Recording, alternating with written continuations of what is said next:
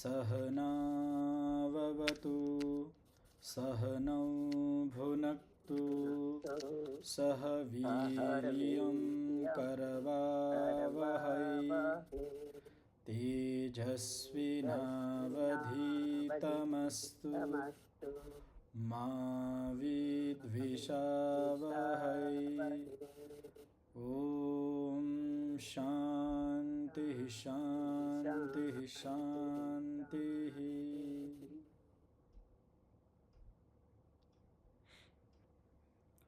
તો કાલે આપણે શુક્રવારે જે પાઠ અભ્યાસ કર્યો હતો, તો એમાં કોઈકને કંઈક પ્રશ્ન હોય, કંઈક પૂછવું હોય તો પૂછી શકો છો, નકર પછી આપણે આગળ અભ્યાસ કરશું.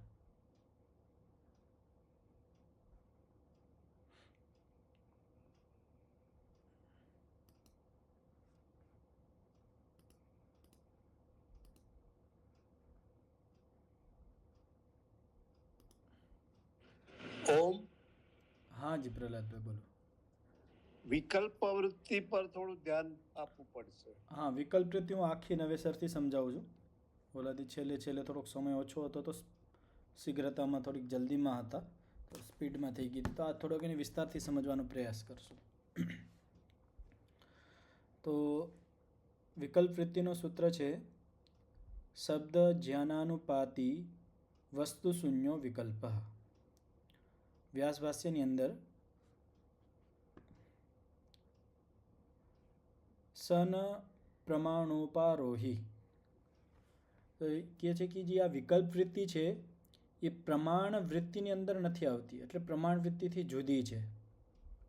ન વિપર્યય ઉપારોહી ચ, અને આ વિકલ્પ વૃત્તિ વિપર્યય વૃત્તિની અંદર પણ નથી આવતી, એનાથી પણ જુદી છે.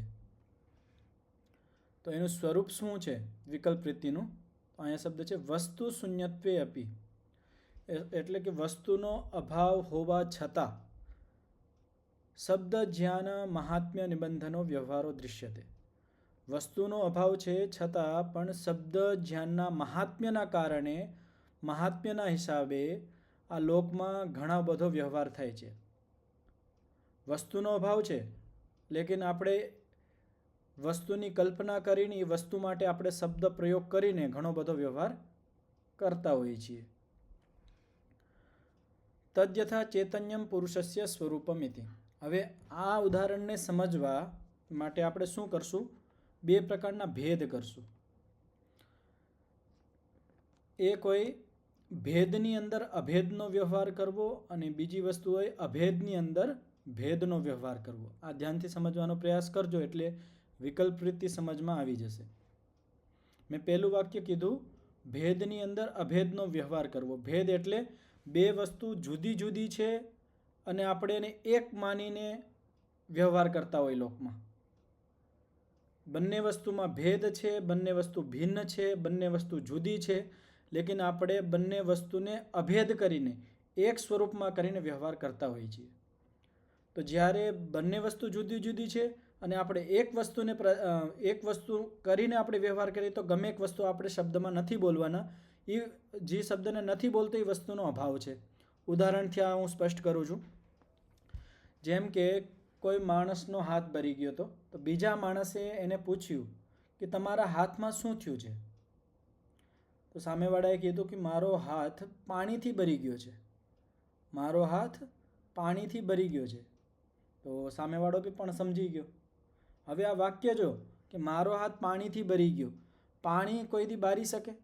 પાણીનું ગુણ તો શૈત્ય છે, પાણીનો ધર્મ શૈત્ય છે, શીતલતા છે. તાપ ધર્મો પાણીનો નથી, તો પાણી તો બારી ન શકે.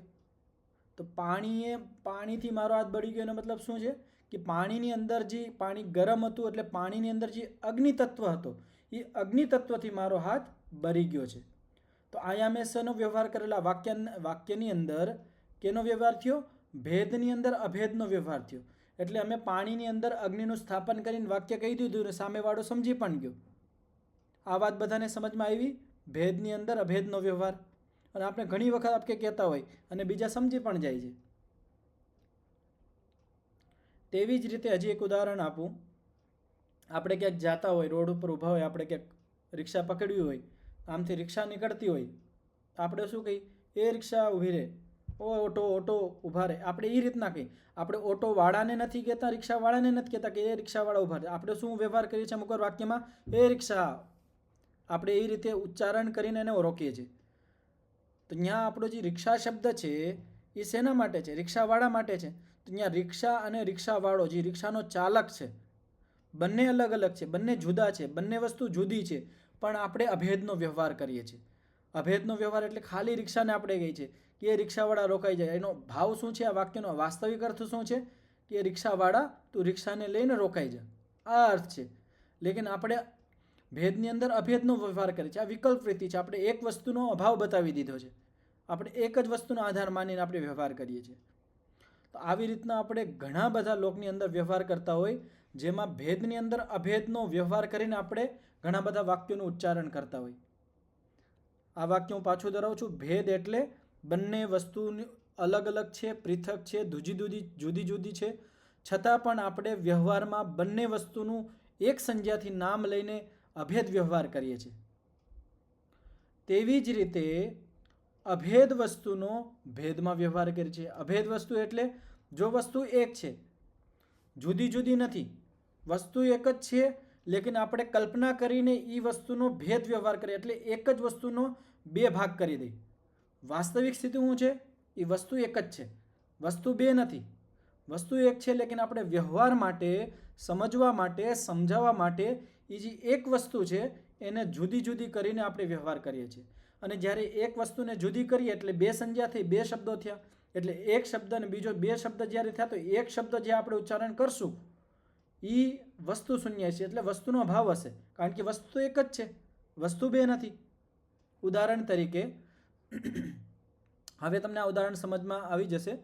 આ અભેદમાં આપણે ભેદનો વ્યવહાર કરીએ છીએ કે આપણું જે આત્મા છે, હવે અહીંયા વાક્ય કહેવામાં આવ્યું તદ્યથા ચૈતન્યમ પુરુષસ્ય સ્વરૂપમ ઇતિ, કે આપણું જે આત્માનું, જીવાત્માનું સ્વરૂપ કેવું છે? તો આપણે કે ચેતન સ્વરૂપ છે.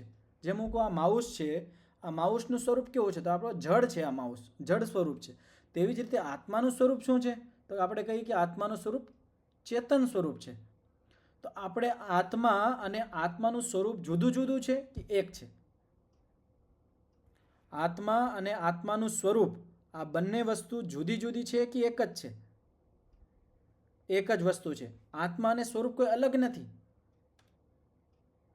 આત્મા ઈચ્છે જે એનું સ્વરૂપ છે, પણ આપણે અહીંયા વ્યવહાર માટે, સમજવા માટે, કારણ કે આપણે ઘણી બધી સંસારમાં સ્વરૂપથી સમજ્યા, રિમોટનું સ્વરૂપ, ગાયનું સ્વરૂપ, ઓલાનું સ્વરૂપ, તો આપણને વસ્તુ જે દિમાગમાં બેસે ને એ સ્વરૂપથી બેસે છે કે એનું સ્વરૂપ કેવું હશે, ઓલો કેવો દેખાતો હશે માણસ.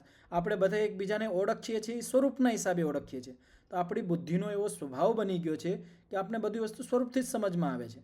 તેવી જ રીતે આપણે જેમ બહાર સમજીએ છીએ એમ આપણે જીવાત્માને પણ આપણે વ્યવહાર કરી દીધો કે જીવાત્માનું સ્વરૂપ કેવું છે? ચેતન સ્વરૂપ છે. પણ ચેતન સ્વરૂપ જીવાત્માથી જુદું નથી. તો આપણે શું કર્યું? અભેદની અંદર ભેદનો વ્યવહાર કરી દીધો. એટલે જે વસ્તુ જુદી જુદી નથી, એક જ વસ્તુ છે, એને આપણે જુદી જુદી કરીને સમજવાનો પ્રયાસ કરીએ છીએ. અને આ કોઈ ખોટું નથી. આનાથી આપણને ઘણી બધી વસ્તુ સ્પષ્ટ થતી હોય, લોકમાં વ્યવહાર પણ હાલતા હોય. તો અહીંયા તદ્યથા ચૈતન્યમ પુરુષસ્ય સ્વરૂપમ ઇતિ યદા ચિતિરેવ પુરુષ, જ્યારે ચેતન જ જીવાત્મા છે, ચેતન કોઈ અલગ વસ્તુ નથી, તદા કિમ અત્ર કેન વ્યપદિશ્યતે, પછી તમે કયા શબ્દથી કયા શબ્દને વિશેષિત કરો છો? જરૂર જ નથી. એક જ વસ્તુ હોય તો આપણે ન કહી શકીએ ને કે આ જુદી જુદી છે. આવું આપણે વ્યવહાર કરીએ છીએ તો એ કેવી રીતના કરીએ છીએ? વિકલ્પ વૃત્તિના કારણ કરીએ છીએ. વિકલ્પ વૃત્તિની અંદર આપણે જે અભેદ વસ્તુ છે, જે એક વસ્તુ છે, જે જુદી જુદી નથી, છતાં આપણે સમજવા માટે, લૌકિક વ્યવહાર માટે એક વસ્તુને બે ભાગમાં તોડીને પછી વ્યવહાર કરીએ છીએ. અને જેમાં આપણે જે બે ભાગ તોડીએ એમાં બે ભાગને કાંઈક ને કાંઈક શબ્દોની સંજ્ઞા હશે, આનું આ નામ, આનું આ નામ. એમાં જે વસ્તુની સંજ્ઞામાં અભાવ હોય, વસ્તુનો શૂન્યનો અભાવ હોય, એ જ છે વિકલ્પ વૃત્તિ. આપણે કે પુરુષનું ચેતન સ્વરૂપ, તો પુરુષ એક સ્વરૂપ થઈ ગયું, પુરુષ એક શબ્દ થઈ ગયો આત્મા માટે, અને ચેતન સ્વરૂપ એ એક અલગ શબ્દ થઈ ગયો. તો ચેતન સ્વરૂપ જે આપણે શબ્દ છે, ચેતન સ્વરૂપ જે સંજ્ઞા છે, એ કેને કહે છે, એના પાછળ શું છે, તો કાંઈ બીજી વસ્તુ નથી. જે પુરુષ જે વસ્તુને કહે છે એ જ વસ્તુને ચેતન સ્વરૂપ પણ શબ્દ કહે છે. તો ચેતન સ્વરૂપમાં બીજો કોઈ વસ્તુ કે પદાર્થ નથી, એટલે વસ્તુનો અભાવ છે. ચેતન સ્વરૂપ આપણે જેને કહીએ છીએ એટલે કંઈ જુદી વસ્તુ નથી.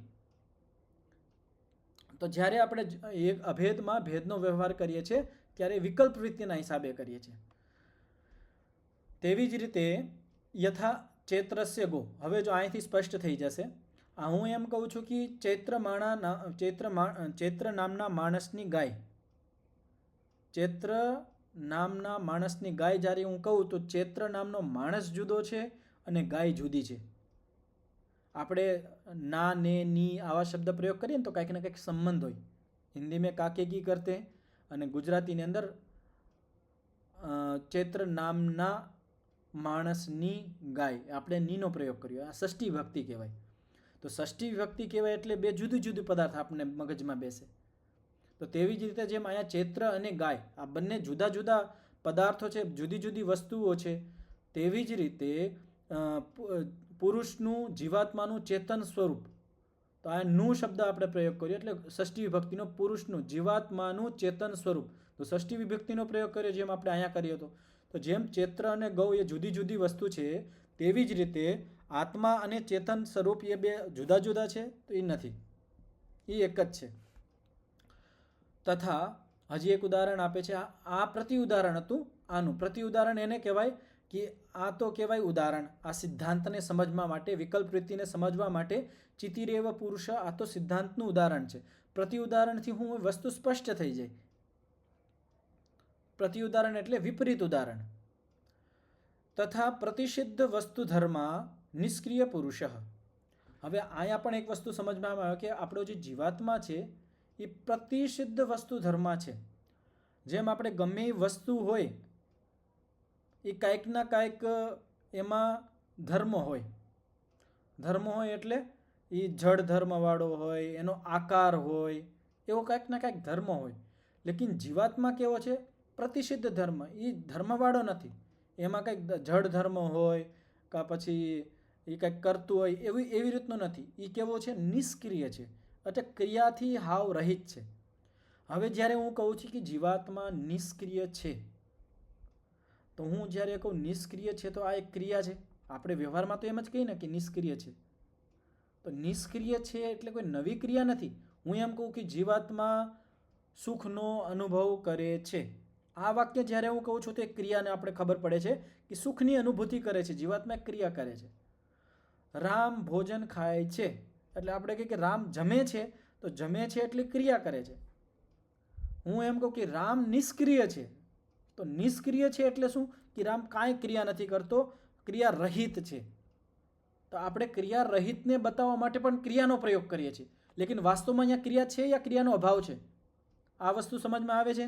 જ્યારે હું એમ કહું કે રામ નિષ્ક્રિય છે તો હું કોઈ ક્રિયા બતાવું છું કે ક્રિયાનો અભાવ બતાવું છું? ક્રિયાનો અભાવ બતાવું છું.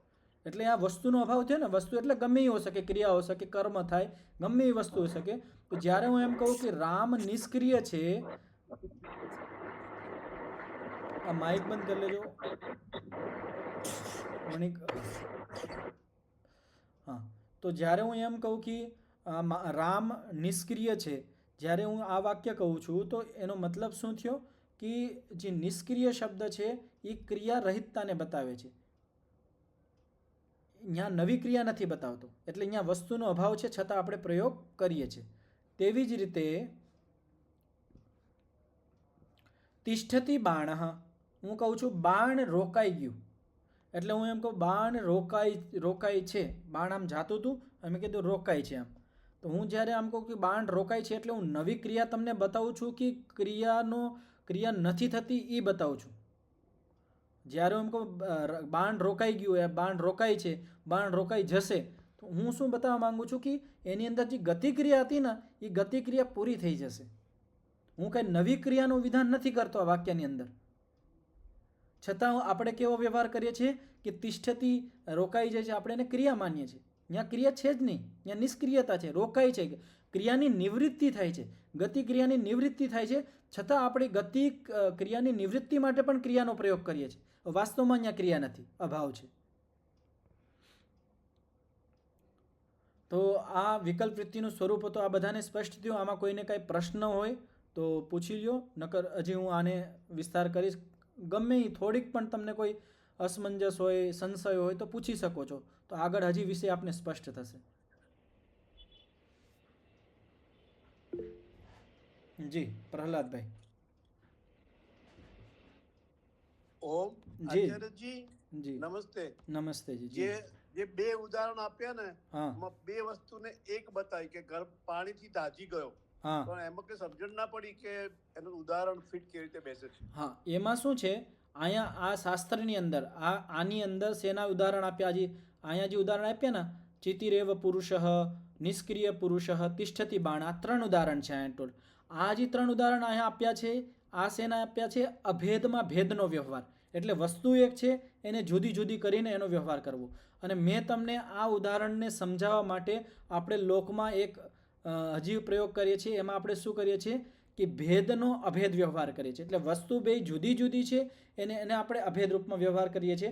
જ્યારે મેં એમ કહ્યું તો પાણીથી હાથ દાજી ગયો, તો અહીંયા પાણીથી હાથ દાજી ગયો, તો આની અંદર કયા વસ્તુનો અભાવ છે? હું કયો શબ્દ નથી ઉચ્ચારણ કરતો? અગ્નિ શબ્દનું ઉચ્ચારણ નથી કરતો. કે અગ્નિ શબ્દ એ આગથી મારો હાથ બળ્યો છે, લેકિન અહીંયા અગ્નિ શબ્દ તો હું બોલતો નથી, એનો અભાવ બતાવું છું. મારું વાક્ય શું છે? પાણીથી હાથ દાજી ગયો. અને પાણીમાં કોઈ દી ધર્મ જ નથી કે પાણી આપણો હાથ બારી શકે. પાણીમાં એ સામર્થ્ય નથી.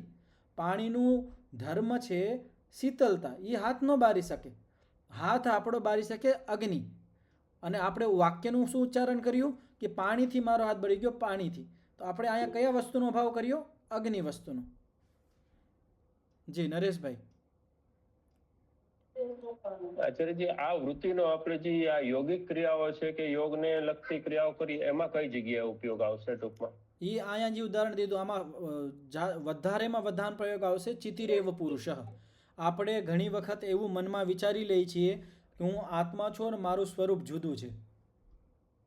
અત્યારે આપણને આ નહીં સમજાય, લેકિન આ ઉદાહરણ ખ્યાલ રાખવાનું. જ્યારે આપણે યોગની સ્થિતિમાં આગળ જશું ને, તો ઘણી વખત આપણને એવું લાગે કે હું અને મારું સ્વરૂપ જુદું છે અને આપણે આવો વ્યવહાર કરીએ છીએ.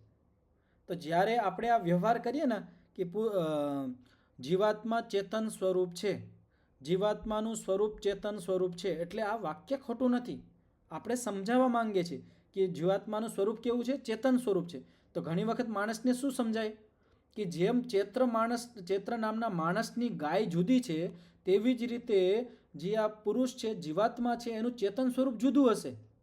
આવું ભ્રમ પણ થઈ શકે.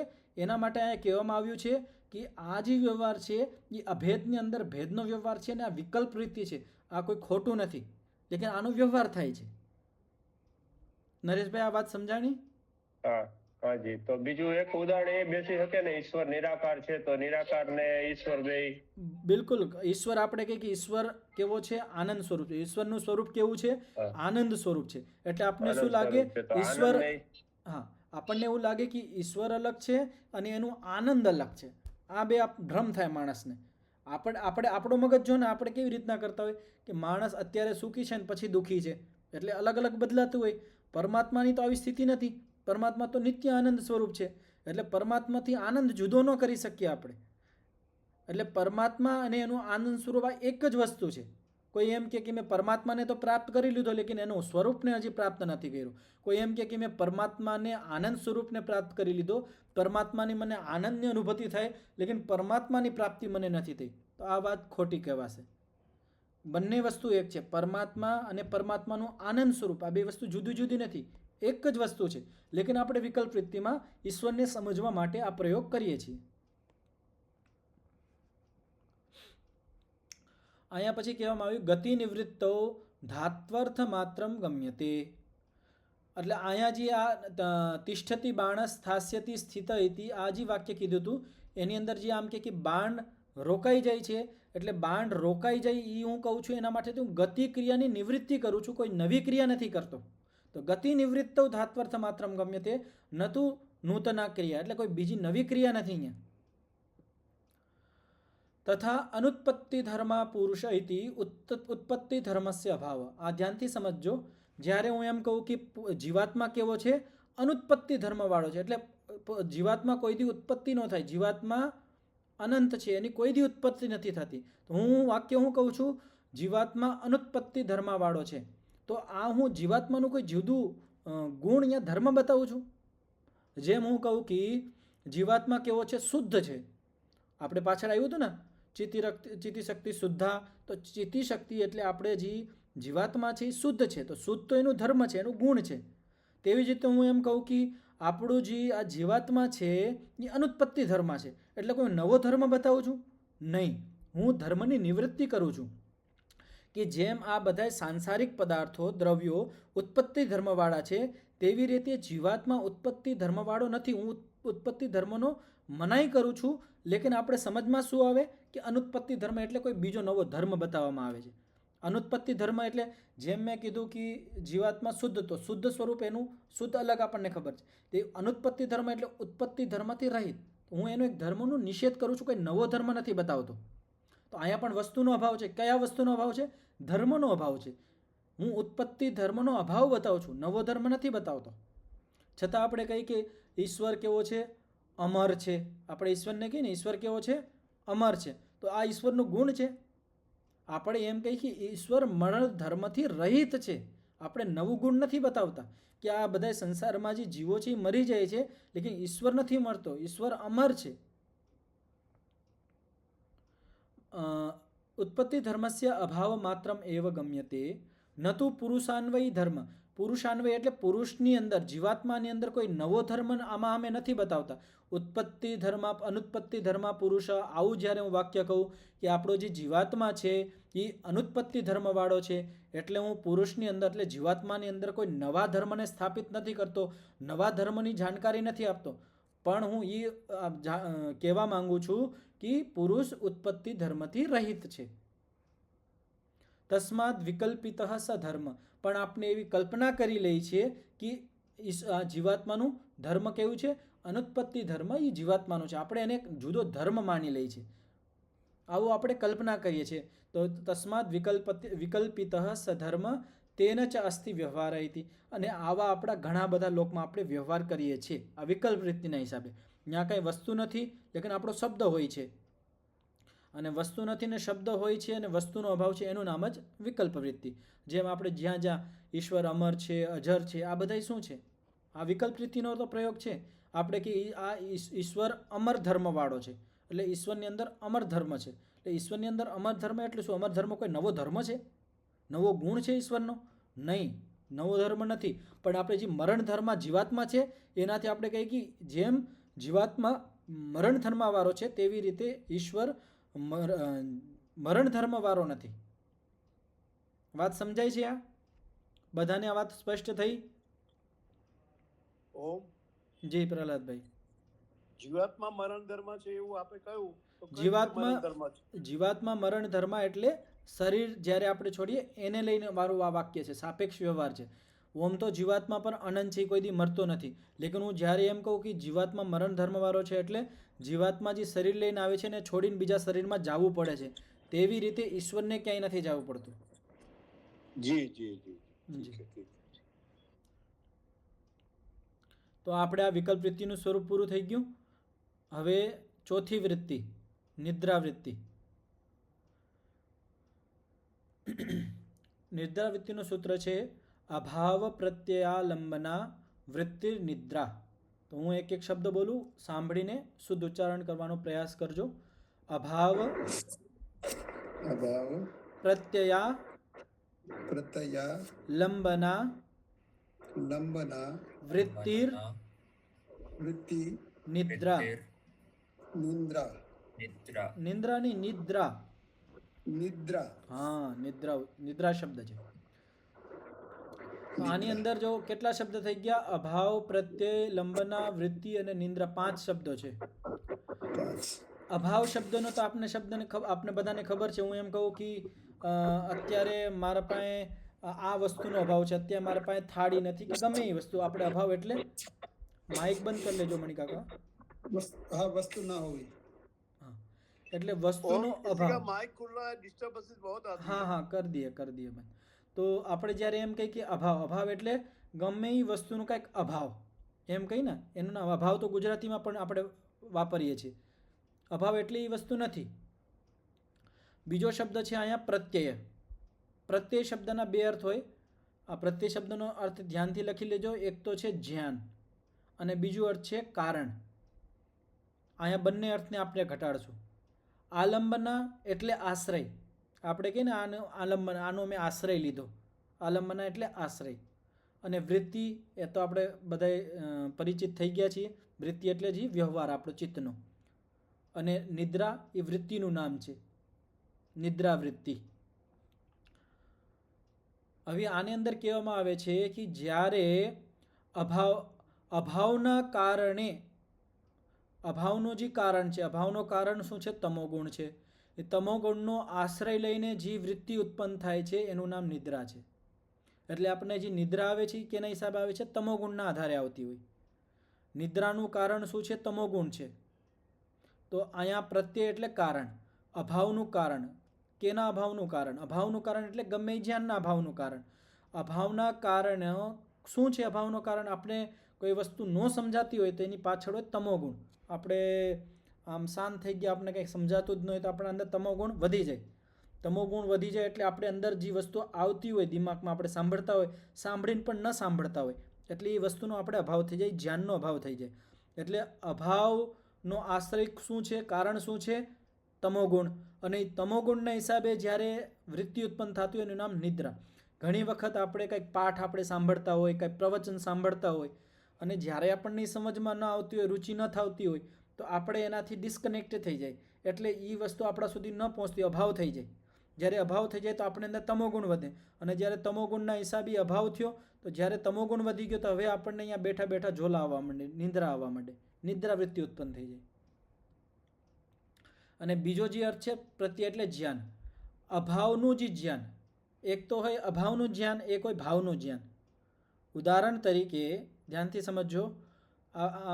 ગૌશાળા, અમારા અહીંયા આશ્રમમાં ગૌશાળા છે. ગૌશાળાની અંદર ગાયો વિદ્યમાન છે. જ્યારે હું જોવા ગયો તો જ્યારે ગૌશાળાની અંદર ગાયો હતી તો આ ભાવનું જ્ઞાન થાય છે. એટલે ગાય અહીંયા છે, વિદ્યમાન છે, એનું મને જ્ઞાન થાય છે. અને જ્યારે હું સાંજે ગયો તો મેં જોયું કે ગૌશાળાની અંદર ગાય નથી, ગાયોનો અભાવ છે. અભાવનું મને ધ્યાન થયું કે અહીંયા ગાયો નથી, ક્યાંક ચરવા ગઈ છે, અત્યારે ગાય નથી. જેમ પુત્ર આવ્યો, ઘેરે જોયું, સ્કૂલમાંથી ઘેરે આવ્યો કે પિતા નથી, એટલે પિતાના અભાવનું જ્ઞાન એને થયું ને. એક તો પિતા હોય તો એના ભાવનું, એટલે પિતા છે એટલે એનું જ્ઞાન. અને પિતા ઘરમાં નથી, એના પિતાજી ઘરમાં નથી, તો એનું પણ એને અભાવનું જ્ઞાન થાય છે. તો અભાવનું પણ જ્ઞાન થાય. તો અભાવના જ્ઞાનનો આશ્રય લઈને જીવવૃત્તિ ઉત્પન્ન થતી હોય ને એ નિદ્રા. હવે આપણે કહીએ કે લોકમાં જે આપણે અભાવનું જ્ઞાન જ્યારે કરીએ કે ઘરમાં કોઈ બાળક આવ્યું અને જોયું કે ઘરમાં પિતાજી નથી, એટલે અભાવનું જ્ઞાન લીધું, તો શું એને નિદ્રા આવી જાય? આમ નથી કહેવા માંગતા. એને એ અભાવનું જ્ઞાન કર્યું છે, લેકિન એનો આશ્રય નથી લીધો. જ્યારે અભાવના જ્ઞાનનો આશ્રય લેશે ને તો જ નિદ્રા આવશે. અને આ વસ્તુ આપણે હમણાં જ્યારે વ્યાસભાષ્ય આપણે વાંચશું ને તો હજી સ્પષ્ટ થઈ જશે. વ્યાસભાષ્ય કે અંદર કહેવામાં આવે છે સાચ સંપ્રબોધે પ્રત્યવમર્શાત પ્રત્યય વિશેષ. સાચ એટલે તે નિદ્રાવૃત્તિ. સંપ્રબોધે જ્યારે સમ્યકતયા પ્રકૃષ્ટતયા આપણે ઉઠી જાય, એટલે સારી રીતે જ્યારે આપણે નીંદથી ઉઠી જાય છીએ, જાગી જાય છીએ, ત્યારે પ્રત્યવમર્શાત. પ્રત્યવમર્શ એટલે શું? સ્મૃતિ. સ્મૃતિના કારણે આપણને જે જ્ઞાન થાય છે, પ્રત્યય વિશેષ થાય છે, એનું નામ જ નિદ્રાવૃત્તિ છે. નકર નિદ્રાવૃત્તિ વગર પ્રત્યય વિશેષ થાય જ નહીં, જ્ઞાન વિશેષ થાય નહીં. આ વસ્તુ હજી આગળ ઘણા બધા ઉદાહરણ દઈને સમજાવવામાં આવશે, એટલે એનાથી આપણને હજી સ્પષ્ટ થઈ જશે. પણ આ વાક્ય સમજજો કે જ્યારે માણસ નિદ્રાથી જાગી જતો હોય, નીંદથી જાગી જતો હોય, એ પછી જે એને સ્મૃતિ ઉત્પન્ન થાય કે મને કેવી નિંદર આવી હતી, એ જે સ્મૃતિ ઉત્પન્ન થાય છે, અને સ્મૃતિના હિસાબે જે જ્ઞાન થાય છે એ કઈ વૃત્તિનું જ્ઞાન છે? એ નિદ્રા વૃત્તિનું જ્ઞાન છે. ઉદાહરણ તરીકે કથમ આ કઈ રીતે આપણને આ સ્મૃતિ થાય? ઉદાહરણ તરીકે જ્યારે માણસ સોઈને ઊભો થઈ જાય તો એને અનુભવ થાય. શું અનુભવ થાય? સુખમ અહમ અસ્વાપ્સમ પ્રસન્નમ મે મનઃ પ્રજ્ઞામ મે વિશારદી કરોતી. અહીંયા શું કહેવામાં આવે છે કે સુખમ અહમ અસ્વાપ્સમ, એટલે જ્યારે સોઈને એ ઊભો થઈ ગયો, નીંદરથી જાગી ગયો, તો એને કેવો અનુભવ થયો? હા, આજ તો મસ્ત નીંદ આવી, સુખપૂર્વક મને નીંદ આવી. મારું મન છે બડું પ્રસન્ન છે, પ્રફુલ્લિત છે, અને મારું આ જે મન છે ને એટલું બધું પ્રફુલ્લિત છે કે મારી બુદ્ધિને પ્રફુલ્લિત કરે છે, વિસ્તારિત કરે છે. એવું છે મારી બુદ્ધિ એકદમ આપણે ઘણી વખત આપણે અનુભવ કરતા હોય કે આપણે જ્યારે સોઈને ઊભા થતા હોય તો આપણી બુદ્ધિ એકદમ ફ્રી હોય, ફ્રી માઇન્ડ હોય. આપણે જેમાં બુદ્ધિને લગાડીએ તરત લાગી જાય. કંઈક વસ્તુ આપણે ઘણી વખતથી સમજમાં ન આવતી હોય અને આપણે સૂઈને ઊભા થાય ને આપણે તરત સમજમાં આવી જાય, બુદ્ધિ તરત કામ કરવા માંડે. તો ઘણી વખત આપણે જ્યારે આવો અનુભવ કરીએ તો આ કેમ અનુભવ થાય? હવે તમે વિચારો કે જ્યારે માણસ નીંદરમાં ગયો, આ વાત ધ્યાનથી સમજજો એટલે અભાવ પ્રત્યે સમજમાં આવશે. જ્યારે માણસ નીંદની અંદર ગયો તો કયા વસ્તુનો અભાવ કર્યો એને? કયા ધ્યાનનો અભાવ કર્યો? બે વસ્તુના ધ્યાનનો અભાવ કર્યો. એક તો જાગૃત અવસ્થાની અંદર જે ધ્યાન થતું હોય, આપણે જેમ અત્યારે જાગીએ છીએ તો આપણે બધું જોઈ રહ્યા છીએ, સાંભળી રહ્યા છીએ, આપણે બધું ધ્યાન થાય છે. તો જાગૃત અવસ્થાની અંદર આપણને ધ્યાન થાય છે. અને બીજું આપણે સ્વપ્ન અવસ્થાની અંદર પણ ધ્યાન થતું હોય. સ્વપ્ન અવસ્થાની અંદર પણ આપણું ચિત્ત કામ કરતું હોય, આપણે અંદર વિચારો ચાલતા હોય. તો આ બે જગ્યાએ ધ્યાન થતા હોય. જ્યારે આ બંને ધ્યાનનો અભાવ થઈ જાય ત્યારે નિંદર આવે.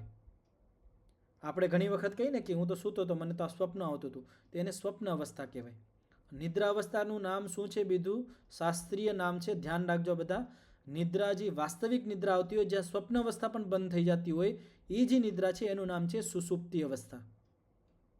આપણે જેને લોકમાં ગાઢ નિદ્રા કહી છે, લેકિન શાસ્ત્રમાં ગાઢ નિદ્રા જુદી છે, એ ધ્યાન રાખજો કે હું તો ગાઢ નિદ્રામાં આવી ગઈ, એકદમ જોરદાર નિંદર આવી. તો જે આપણે ગાઢ નિંદર કહી છે સુષુપ્તિ, એટલે અહીંયા સ્વપ્ન અવસ્થા પણ નહીં. સ્વપ્ન અવસ્થાથી નિદ્રા અવસ્થા જુદી છે. તો જ્યારે માણસ નિંદરમાં જાય એટલે જે જાગતો હોય ત્યારે જે એને બધું ભાન થતું હોય અને સ્વપ્ન અવસ્થાની અંદર જે બધું ભાન થતું હોય, બધું ધ્યાન થતું હોય, એનો અભાવ થઈ જાય અને નિદ્રાવૃત્તિ થઈ જાય. અરે જ્યારે અભાવ થઈ ગયો તો ધ્યાન કેવી રીતે થઈ શકે? જ્યારે આપણું ચિત્ત જ બંધ થઈ ગયું તો આપણે ધ્યાન કેવી રીતે થઈ શકે? છતાં પણ આપણે નિંદ્રાની અંદર ધ્યાન થાય છે, લેકિન એ પ્રત્યક્ષ નથી આપણને. જ્યારે આપણે સૂઈ જતા હોય, નિંદરમાં છીએ આપણે, આપણું જાગૃત અવસ્થા બંધ થઈ ગઈ, એનો અભાવ થઈ ગયો, સ્વપ્ન અવસ્થા બંધ થઈ ગઈ, આપણે સુષુપ્તિ અવસ્થામાં વહી ગયા, આપણને અહીંયા કાંઈ ધ્યાન જ નથી થતું, ચિત્ત રોકાઈ ગયું છે. જ્યારે ચિત્ત રોકાઈ ગયું તો ત્યારે આપણે સૂઈને ઊભા થાય છીએ તો આપણને કેમ અનુભવ થાય છે કે મને નિંદર સારી આવી? વાત સમજમાં આવે છે?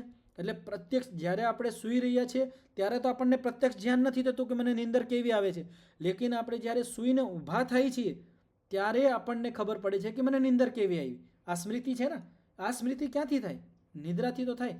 જેમ ઉદાહરણ તરીકે ગુલાબજામુન આપણે ખાધું, આપણા મોઢાની અંદર ગયું, જ્યારે એનો રસ આવ્યો ત્યારે જ આપણને ધ્યાન થયું ને કે આ તો ગુલાબજામુન સ્વાદિષ્ટ છે ને આ સ્વાદિષ્ટ નથી. જ્યારે આપણે જોડાના તો આપણે પ્રત્યક્ષ છે, આપણે ગમે એ વસ્તુ, હું આ વસ્તુ આ જોઉં છું તો મને પ્રત્યક્ષ એનું ધ્યાન થાય છે. લેકિન જ્યારે આપણે નિંદરમાં હોય, આપણે સૂઈ છીએ, સ્વપ્ન અવસ્થા પણ નથી, આવી સ્થિતિમાં આપણે કંઈ ભાન જ નથી. અને જ્યારે આપણે ઊભા થાય છે ત્યારે આપણને સૂતાતા એનું ધ્યાન થાય છે કે મને આવી નિંદર આવી. તો આ જે સ્મૃતિવૃત્તિ ઉત્પન્ન થાય છે, આ જે આપણને અત્યારે સૂઈને ઊભા થાય પછી જે ધ્યાન થાય છે, નિદ્રાવૃત્તિના હિસાબે થાય છે. એટલે તમે આમ જુઓ કે આપણે વૃત્તિના 5 સૂત્રો છે, હમણાં 5મો પણ આવશે, 4થો સૂત્ર છે. અત્યાર સુધી એકય શ્રુતિમાં વૃત્તિ શબ્દ પ્રયોગ નથી આવ્યો, પણ આ સૂત્રની અંદર વૃત્તિ શબ્દનો પ્રયોગ કર્યો છે. વૃત્તિ શા માટે? કે નિદ્રા, ઘણા માણસ એમ કે નિદ્રા કોઈ વૃત્તિ જ નથી, કારણ કે નિદ્રામાં કંઈ ભાન જ નથી હોતું, પણ નિદ્રા પણ એક વૃત્તિ છે આપણી. હવે અહીંયા આ જે પેલું અહીંયા કહેવામાં આવ્યું, સુખમ અહમ અસ્વાપ્સમ પ્રસન્નમ મે મનઃ પ્રજ્ઞામ્ય વિશારદી કરોતી, આ સાત્વિક નિદ્રાનું લક્ષણ છે. 3 પ્રકારની નિદ્રા હોય: સાત્વિક નિદ્રા, રાજસિક નિદ્રા અને તામસિક નિદ્રા. તો પેલું જે અહીંયા ઉદાહરણ આપવામાં આવ્યું છે સાત્વિક નિદ્રાનું ઉદાહરણ છે. હવે રાજસિક નિદ્રાનું ઉદાહરણ આપવામાં આવે છે કે રાજસિક નિંદર કેવી હોય. તો જ્યારે માણસ સૂઈને ઊભો થાય તો એને કેવો અનુભવ થાય? દુઃખમ અહમ અસ્વાપ્સમ સ્ત્યાનમ મે મનો ભ્રમતી અનવસ્થિતમ. કે જ્યારે ઊભો થાય તો મારું જે મન છે ને, એટલે મને દુઃખ, નિંદર સારી નથી આવી, મારું મન છે એ પ્રસન્ન નથી, ખીલેલું નથી. સ્ત્યાન છે એટલે ભ્રમિત છે, એક જગ્યાએ લાગતું નથી. હું એક વિષયમાં લગાડું છું, લેકિન આમ જડ જેવું થઈ ગયું, હું જે વિષયમાં લગાડવા ઈચ્છું છું ત્યાં મારું મન નથી લાગતું. અને બીજું હું અનુભવ થાય છે, સૂઈને ઊભા થાય ત્યારે મન આડાવરું ભાગતું જોઈએ. ઘણી વખત આપણે આવો અનુભવ કરીએ. તો આ રાજસિક નિદ્રાના લક્ષણો છે. અને આપણને ક્યાંથી અનુભવ થાય છે? કારણ કે આપણે જ્યારે સૂઈ ગયા હતા તો આપણો જે જાગૃત અને સ્વપ્ન અવસ્થા જે જ્ઞાનનું કારણ છે એ બે તો બંધ થઈ ગઈ હતી. એ બે અવસ્થાનો અભાવ હતો તો આપણને કોઈ વૃત્તિ જ નહોતી, છતાં પણ એક નિદ્રા નામની વૃત્તિ આપણા અંદર હતી. એના હિસાબે આપણને સ્મૃતિ થાય છે કે હું દુઃખપૂર્વક સૂતો તો મારી નિંદર દુઃખપૂર્ણ પૂરી થઈ છે, સારી નથી થઈ, દુઃખી જેવું લાગે છે મન, અને ભટકેલું જેવું છે, આડાવરું ભાગે છે. એક જગ્યાએ હું મનને રોકવા માંગુ છું છતાં નથી રોકાતું. તો આ રજોગુણ રાજસિક નિદ્રાનું લક્ષણ છે. અને ત્રીજી જે નિદ્રા છે એનું કહે છે ગાઢમ મૂઢો અહમ અસ્વાપસમ ગુરુણી મે ગાત્રાણી ક્લાંતમ મે ચિત્તમ અલસમ મુસિતમ ઇવ તિષ્ઠતી ઇતિ. ગાઢમ, હવે આપણે લોકમાં જે આપણે એમ કે ગાઢ નિદ્રામાં સૂઈ ગયો છે, એટલે એ ગાઢ નિદ્રા જુદી છે. ગાઢ નિદ્રા એટલે સુસુપ્તિ હોય, પણ અહીંયા ગાઢ એટલે તામસિક નિદ્રા. કોઈ એને હલાડે છે પણ તોય હલતો નથી, એટલી આમ નિંદરમાં હોઈ ગયો છે, આપણે એને ગાઢ નિદ્રા કહી. અને ગાઢ નિદ્રામાં જ્યારે મૂઢો આમ અસ્વાપસમ, જ્યારે માણસ ઊભો થાય ને, ગાઢ નિદ્રાનું લક્ષણ કહું છું તામસિક નિદ્રાનું, જ્યારે કોઈ માણસ નીંદમાંથી ઊભો થાય અને આમ ઢીલો ઢીલો આમ મૂઢ જેવો પાગલ જેવો દેખાતો હોય, એને હલાવવો પડે 2-3 વખત ઉઠી ગયા પછી પણ, તો આ તામસિક નિદ્રાનું લક્ષણ છે. અને આ માણસને અનુભવ પણ થાય છે કે આજ તો નિંદર આવું શરીર જ આવું ભારી ભારી થઈ ગયું, મારા બધાય અંગો છે, ગાત્ર છે, આ બધાય શરીરના અંગો ભારી ભારી અનુભવ થાય છે મને, અને મારું ચિત્ત છે એ કેવું છે, ક્લાંત છે, અશાંત છે, દુઃખી છે. અલસમ, મારું ચિત્ત કેવું છે, આળસ ભરેલું છે, આળસની અંદર ડૂબાઈ ગયેલું છે મારું ચિત્ત. મુસિતમ ઇવ, મારું ચિત્ત જેમ કોઈ ચોરી લીધું હોય એવું મને અનુભવ થાય છે. ઘણી વખત માણસ જ્યારે નિંદરમાંથી ઊભો થતો હોય તો એને ભાન જ ન હોય કે ક્યાં જાય છે, તો એને કહેવું પડે ક્યાં જાશો ભાઈ, ત્યારે એને ખબર પડે કે હું કઈ બાજુ જતો હતો, એ ખબર જ નથી પડતી, એટલે ચિત્ત એના વશમાં જ નથી રહેતું. ઘણી વખત આપણે આવી ઘટનાઓ જે અમુક પડી જાય છે નિંદરમાંથી ચાલતા ચાલતા, નિંદર માટે ઊભા થઈને ક્યાંના ક્યાં વયા જાય છે, તો એનું ચિત્ત એના કંટ્રોલમાં જ નથી, જેમ કોઈ ચોરી લીધું હોય, નિદ્રાવૃત્તિએ ચોરી લીધું હોય. તો જ્યારે માણસ સૂઈને ઊભો થાય એને એવું અનુભવ થાય, મૂઢતા જેવો અનુભવ થાય, શરીરના બધા અંગો ભારી ભારી લાગે, ચિત્ત ભારી લાગે, ક્લાંત થાકેલું, જેમ ચિત્ત મન આપણું થાકી ગયું હોય એવું અનુભવ થાય, મનની અંદર આળસ હોય, મન જેમ ચોરી લીધું હોય કે એવો અનુભવ થાય, તો આ તામસિક નિદ્રાના લક્ષણો છે. તો આ 3 પ્રકારની આ નિદ્રા કહેવામાં આવી છે: સાત્વિક નિદ્રા, રાજસિક નિદ્રા અને તામસિક નિદ્રા. અને આનું કારણ આપણે જોઈએ છીએ, આપણો ખાનપાન, આપણો વ્યવહાર, આના ઉપર આપણી નિદ્રા અનુભવે છે, આનો આશ્રય છે. આપણો જેવો વ્યવહાર, આપણું જેવું ખાનપાન, એવી જ આપણી નિદ્રા રહેશે. આપણા જેવા વિચારો, રાતે ઘણી વખત માણસ દિનભર તો સાત્વિક વાતાવરણમાં રહીએ, ખૂબ ઘણું સ્વાધ્યાય કરે, સાત્વિક ભોજન કરે, લેકિન સુવાથી થોડાક પહેલાં કંઈક તામસિક વિચારો ઊભા કરી લે મનની અંદર, વાતાવરણ તમસનું કરીએ અને પછી સૂઈ જાય તો એની અંદર તમસવાળી રહેશે. એટલે સૂવા પહેલાં આત્મનિરીક્ષણનું વિધાન છે કે પોતાનું આત્મનિરીક્ષણ કરો, મનને શાંત કરી લો અને સંકલ્પ લઈને શિવ સંકલ્પની સાથે નિદ્રામાં જવું જોઈએ. શિવ સંકલ્પ એટલે કલ્યાણકારક જે સંકલ્પો છે એનું સ્મરણ કરીને પછી આપણે નિદ્રામાં જવું જોઈએ, તો આપણે સાત્વિક નિદ્રા આવે. એના ઉપર પણ આપણે હમણાં ચર્ચા કરશું કે આ તામસિક નિદ્રા શા માટે આવતી હોય અને આ નિદ્રાવૃત્તિને આપણે કઈ રીતે રોકીએ, એના પણ આપણે આગળ હમણાં ચર્ચા કરશું. પહેલાં સૂત્રને ભાષ્ય આપણે પૂરું કરી લઈ. તો નિદ્રા પણ એક વૃત્તિ છે, ત્યાં અભાવ હોય, અભાવનું ધ્યાન થાય. એક તો ધ્યાન છે, કાંઈક વસ્તુ વૃત્તિ છે એનું ધ્યાન થાય છે, અને વૃત્તિ નથી એનું ધ્યાન થાય છે. એક તો છે ગાય છે એટલે ગાય છે એ ભાવનું અમે ધ્યાન થાય છે, ગાય નથી અભાવનું અમે ધ્યાન થાય છે. આ વસ્તુ સમજાય છે બધાને? જે નથી એનું પણ ધ્યાન કરવું, નકર આપણો વ્યવહાર જ ના હાલે. અને નિદ્રાવૃત્તિ એવી જ છે, ત્યાં આપણા ચિત્તના બધા વ્યવહાર રોકાઈ જાય છે. આપણે જાગૃત અવસ્થાથી બંધ થઈ ગયા, આપણે જાગૃત અવસ્થાની અંદર બધા આપણી ઇન્દ્રિયો, બધા અંગ આપણે જે કામ કરતા હતા એ નિદ્રાવૃત્તિની અંદર આપણે બંધ થઈ ગયા. આપણું ચિત્ત છે એની અંદર જે વિચારો હાલતા હતા એ બંધ થઈ ગયા. આપણી સ્વપ્ન અવસ્થાની અંદર જે આપણે અંદર વિચાર ચાલતા હતા એ પણ બંધ થઈ ગયા. પછી આપણે નિદ્રામાં વયા જઈએ છીએ, અને જ્યારે આપણે નિંદરથી જાગી જઈએ છીએ અને જાગીને આપણે જે અનુભવ થાય છે, સ્મૃતિ થાય છે કે મને આવી નિંદર આવી, તો આ સ્મૃતિ કયા આધારે થાય? यदि વૃત્તિ ન હોય તો આપણને અનુભવ જ ન થાય, સ્મૃતિ જ ન થાય. અને આપણને અનુભવ થાય છે, સ્મૃતિ થાય છે, એટલે કંઈક ને કંઈક તો વૃત્તિ ત્યાં હતી, અને એ વૃત્તિ કઈ હતી? તો નિદ્રાવૃત્તિ હતી. સ ખલુ અયમ પ્રબુદ્ધસ્ય પ્રત્યવમર્શો ન સ્યાદ અસતી પ્રત્યાનુભવે. હવે જો હું હમણાં જે વાક્ય કહેતો તે જ અહીંયા કહેવામાં આવ્યું છે કે પ્રબુદ્ધસ્ય, જ્યારે આપણે જાગી જાય છે, પ્રત્યવમર્શો ત્યારે આપણને જે સ્મૃતિ થાય છે, પ્રત્યા અનુભવે ન સ્યાદ, વગર વૃત્તિએ વગર જ્ઞાને આપણને સ્મૃતિ થઈ જ ન શકે. માની લ્યો કે મને સ્મૃતિ ઉદ્ભન કરી મેં કે કાલે બપોરે મેં ગુલાબજામુન ખાધું હતું, તો મને મારી મનની અંદર જ્યાં મેં સ્મૃતિ ઉત્પન્ન કરી તો એને પાછળ ધ્યાન છે ને, કાલે મેં ખાધું તો એનું ધ્યાન છે, ત્યારે જ સ્મૃતિ ઉત્પન્ન થઈ. અગર મેં કાલે ગુલાબજામુન નથી ખાતું યા મેં કાલે કોઈ નવી વસ્તુ નથી કરી તો એની સ્મૃતિ મને ઊભી થશે.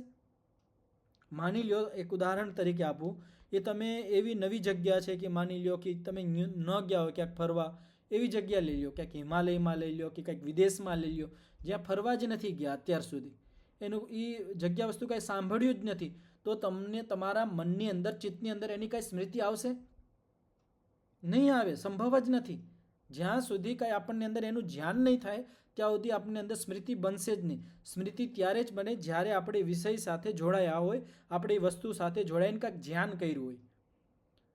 પણ આયા નિદ્રામાં તો આપણે કાંઈક ધ્યાન કર્યું જ નથી, અભાવ છે, પ્રત્યક્ષ નથી, છતાં પણ આપણને સ્મૃતિ થાય છે.